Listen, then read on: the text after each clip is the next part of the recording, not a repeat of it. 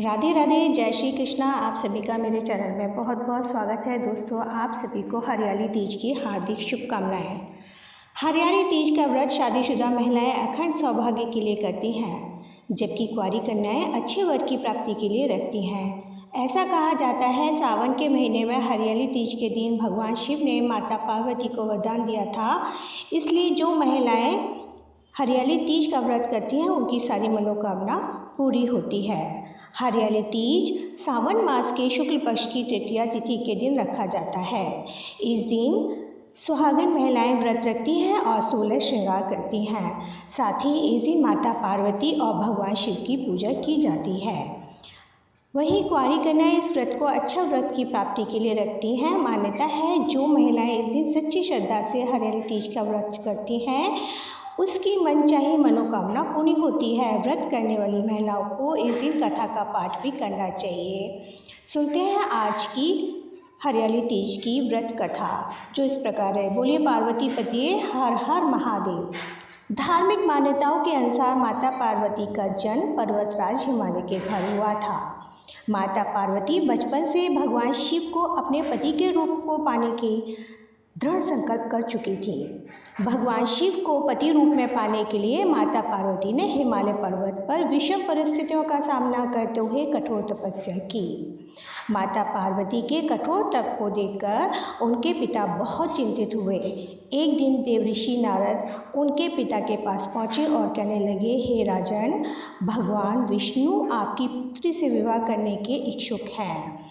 अब आप अपने विचार बताएं। देवऋषि नारद की बातें सुनकर पर्वतराज बहुत प्रसन्न हुए और वे तुरंत ही अपनी पुत्री का विवाह भगवान विष्णु के साथ करने के लिए तैयार हो गए।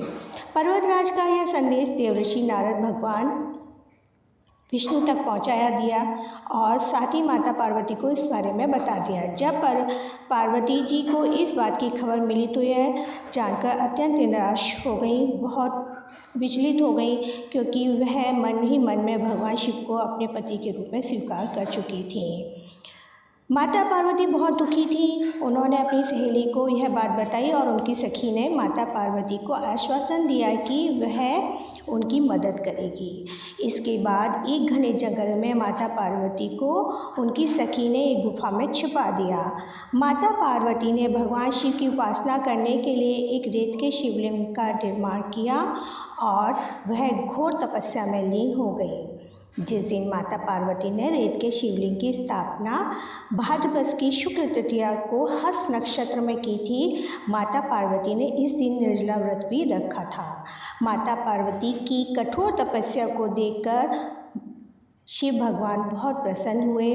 भगवान शिव ने माता पार्वती को मनोकामना पूरी होने का वरदान दिया।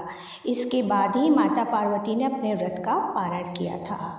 दूसरी तरफ पर्वतराज अपनी पुत्री को लेकर काफ़ी चिंतित थे और उन्हें खोजते खोजते गुफा तक आ पहुँचे। फिर माता पार्वती ने अपने पिता का यहाँ घर छोड़कर गुफा में रहने का कारण बताया।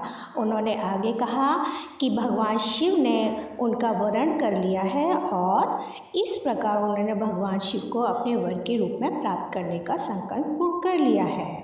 इसके बाद पर्वतराज ने भगवान विष्णु से माफ़ी मांगी और वह फिर माता पार्वती की शादी भगवान शिव से करवा दी। इसके बाद भगवान शिव और माता पार्वती का विवाह विधि पूर्वक संपन्न हुआ और भगवान शिव और पार्वती का एक बार फिर से मिलन संभव हो पाया। अतः इस कहानी को जो कोई सुनाता है, भगवान शिव और माता पार्वती की कृपा उस पर रहती है।